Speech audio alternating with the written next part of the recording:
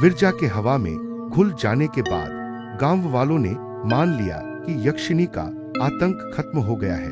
जंगल दोबारा खुल गया, लोग बेखौफ चलने लगे और रातों में पायल की आवाजें सुनाई देना बंद हो गईं। मगर विनय के भीतर एक हल्की बेचैनी बची हुई थी। कभी कभी रात को उसे हल्की छन छन सुनाई देती, या लगता कोई उसके बालों को छू रहा है। वह खुद को समझाता, यह सब वहम है। यह शांति ज्यादा दिन नहीं रही। एक सुबह स्कूल में उसकी छात्रा सिया बोली, सर कल रात सफेद दीदी आई थी, बोली विनय से कहना, वादा मत भूलना। विनय के चेहरे से खून उतर गया। उसने पूछा, कौन दीदी? सिया बोली, वही पायल वाली। विनय अंदर से हिल चुका था। कई रात खिड़की अपने आप खुल जाती, हवा ऐसे बहती जैसे कोई अंदर आना चाहता हो। एक रात उसने ताला लगाया, पर सुबह ताला अंदर से खुला मिला। तकिए पर देवदार की पत्ती रखी थी, यक्षिणी की मौजूदगी का वही संकेत। कुछ दिन बाद गांव में सनसनी मच गई। जंगल किनारे का चरवाहा भुवन गायब हो गया। खोजने पर उसकी लाश एक पुराने देवदार से उल्टी लटकी मिली। उसके पैरों में वही तरह की पायल बंधी थी जो विरजा पहनती थी। गांव वालों ने फिर शोर मचाया, विनय बाबू, आपकी यक्षिणी वापस आ गई। विनय ने पायल देखी, है वही थी जो विरजा ने कभी सिया को दी थी। इसका मतलब था कि सिया और विरजा के बीच कोई संबंध बचा हुआ था। वह तुरंत सिया के घर पहुंचा। सिया हवा में किसी से बात कर रही थी। हाँ दीदी, मैं कर दूंगी, आप जैसा बोलेंगी। विनय ने आवाज दी। सिया मुड़ी। उसकी आंखें एक पल के लिए पूरी सफेद हो गईं, बिल्कुल विरजा जैसी। विनय घबरा गया और भागकर तांत्रिक भैरवनाथ के पास पहुंचा। उसने सब बताया। भैरवनाथ बोला, यक्षिणी मुक्त नहीं हुई थी, सिर्फ कमजोर पड़ी थी। कमजोर आत्माएं शरीर ढूंढती है, वह सिया के जरिए लौट आई है। वह क्या चाहती है? वह तुम्हें अपना साथी मानती है। उसे लगता है तुम अक्षय का पुनर्जन्म हो। अगर तुमने उसे नहीं रोका तो वह तुम्हें ले जाएगी या तुम्हारे माध्यम से अपना चक्र पूरा करेगी।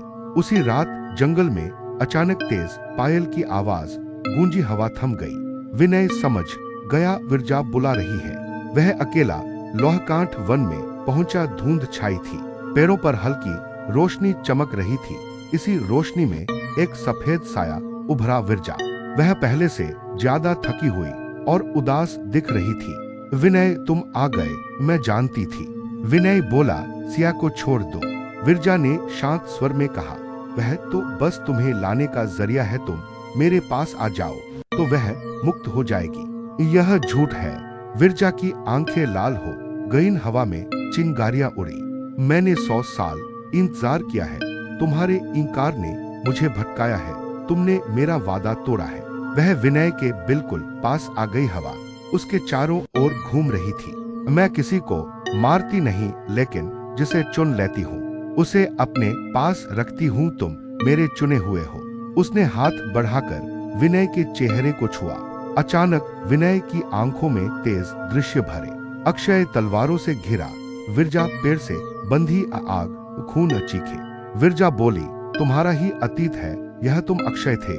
वह उसे खींचने ही वाली थी कि जंगल में मंत्रों की आवाज गूंजी। भैरवनाथ तांत्रिक त्रिशूल लेकर पहुंचा।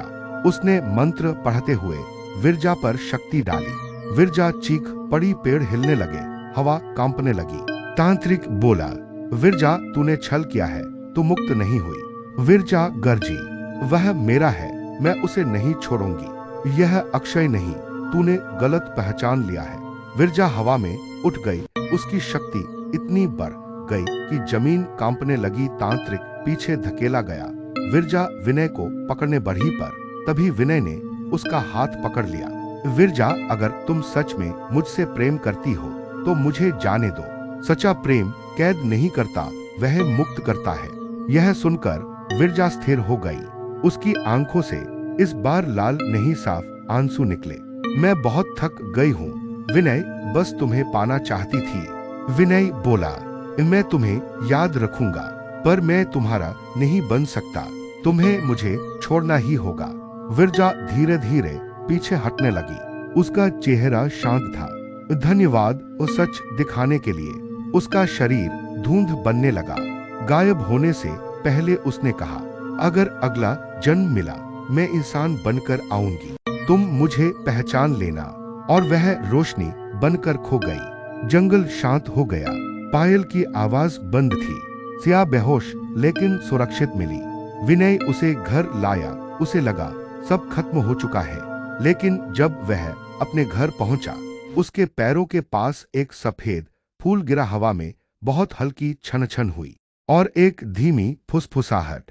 मैं यही हूं, बस रूप बदल गया है।